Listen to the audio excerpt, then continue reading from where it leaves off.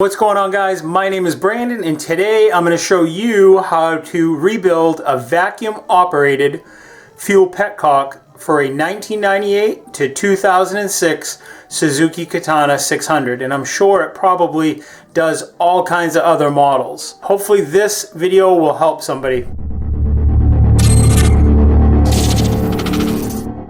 So the first thing we got to do, guys, we got to drain the fuel tank. The way this petcock works is that the arrow, if it's down, that's on.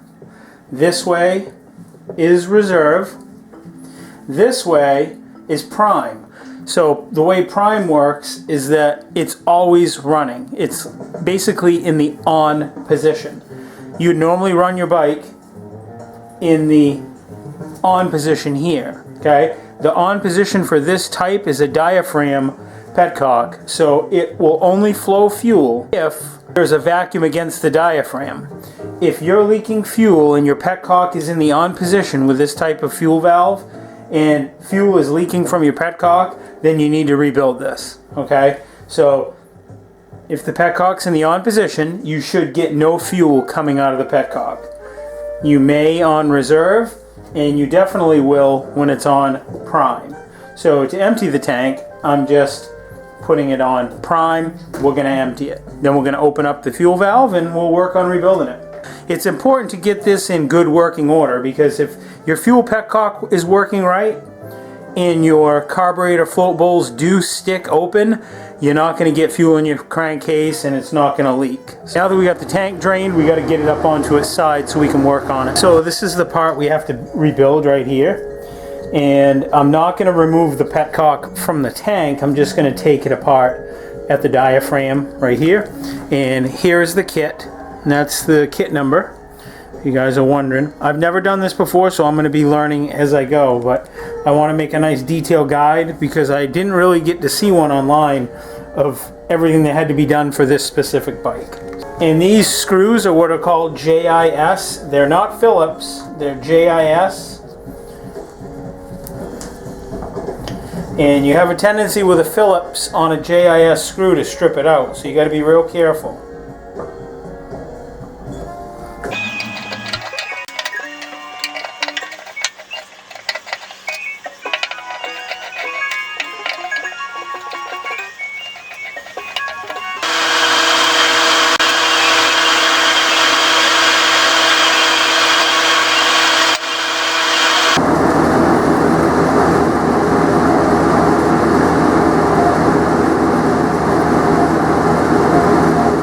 I took this apart.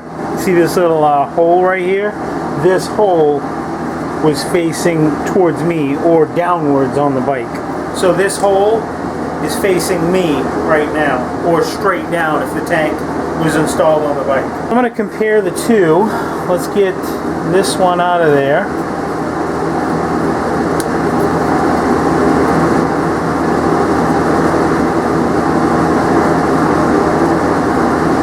One has a, okay, so this one has a little plastic disc on it in place of the brass or copper or whatever this one is. So, and the way this works, it looks like, is that you push that diaphragm through there. And that's that. We'll take a closer look at that in a little bit. So for this, so you don't get it confused, there's a, I think that's called concave, and this is the side that goes against the petcock. Now we got to push the diaphragm, or half of it, down through that opening. And there's probably no easy way to do it. You just gotta be gentle, I suppose.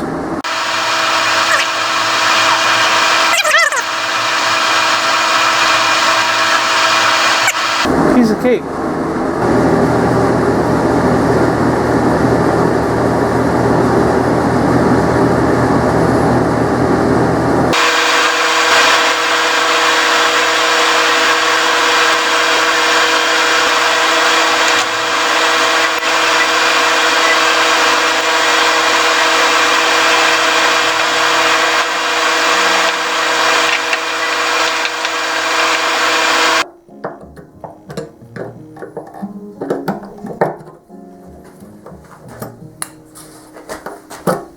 That's what this other O-ring is for.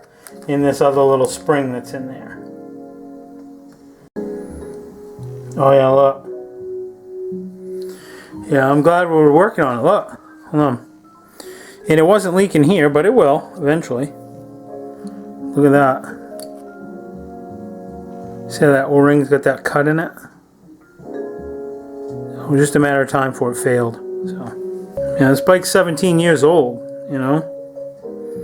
Bound to have some the seals degrade in it. Put a little go-go juice on the seal.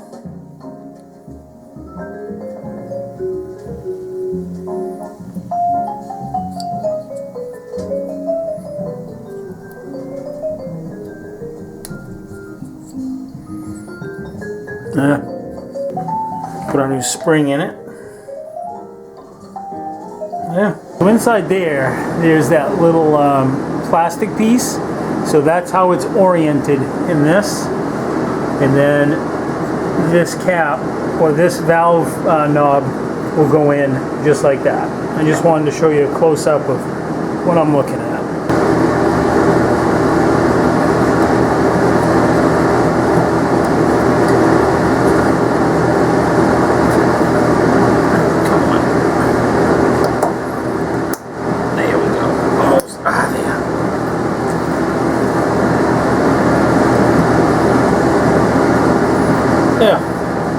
Alright, let's put some fuel in it and see if it works. So these are the parts I have left over from that kit. This is probably universal to a few different bikes, but so you've got the O-ring and this little, it's like a cardboard or a paper gasket, so you don't use those, at least not for this model bike. Alright, let's try it. Let's see what we can do. How does this stupid thing work?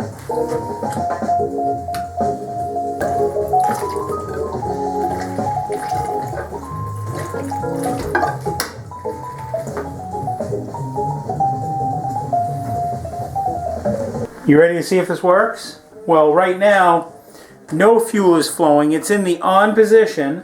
I don't have it capped. So right now it's telling me that we fixed it. But we got to put a vacuum on it to make sure that a vacuum does make fuel flow. So we'll turn it to reserve. Again, fuel should flow easily without a vacuum. I'll zoom in to the hose so you can see it. Alright, ready? And you can see the fuel flow. So we'll turn it back to on. So now what I'll do is I'll put a vacuum on the vacuum line coming off the petcock, and if it's working, because it's in the on position right now, the petcock, if it works, you'll be able to see fuel flow through this tube. So you ready? I'll start pumping it up. That'll create a vacuum and it should start the fuel flow. There it goes. Perfect. There we go. You could also do the same thing with your mouth. Put your mouth on it. But so we fixed it. A lot of guys will do away with these vacuum operated petcocks, and I really disagree with doing that. And the reason for that is it's kind of like a safety. You know, like on a regular motorcycle or an old school one, you just have off, on, reserve. Well, if you forget to turn the fuel cock off and you leave it on, nothing will usually happen. But if your float bowls stick open, then you're going to end up flooding out your crankcase and your airbox. So by having one of these vacuum operated petcocks and leaving it factory, it's kind of like a second layer of security. As long as the petcock is working properly like this one is now, I mean this one lasted 17 years, so I think we're in good shape now. As long as the petcock's in good shape, you just always leave in the on position. So you don't have to worry about forgetting to manually turn off your petcock. It just stays on. When the bike shuts off, the vacuum dies and it, boom, it just shuts off the petcock. When you start the bike back up and it draws a vacuum, it opens the fuel back up. So it's kind of like a second layer. If your fuel bowls get stuck open with this setup, with this type of fuel petcock, hopefully your petcock works good and it doesn't flood out your bike. So we fixed it. It's only like 20 bucks. Cheap fix. It should last another 17 years. And that's all there is to it, guys. I want to thank you for watching. Thank you guys for tuning in. If this is something that you like, please don't forget to rate, comment, and subscribe. New videos every Friday. If you're wondering what I'm working on before it makes it up to YouTube, you guys can catch me on Facebook and on Instagram. Until next week, guys, I will see you then. Take care. Stay safe. See ya.